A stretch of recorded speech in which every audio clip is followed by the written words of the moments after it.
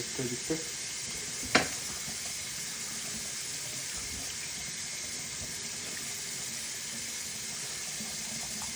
ঠিক আছে।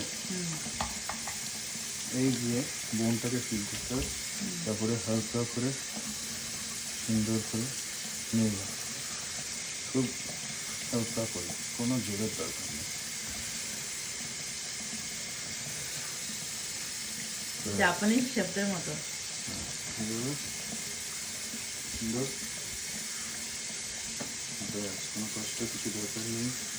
এক পিসের বোন প্রচণ্ড শক্ত হয়, মানে হাতুড়ি পাতুড়ি কুচিয়ে লাগবে, তাই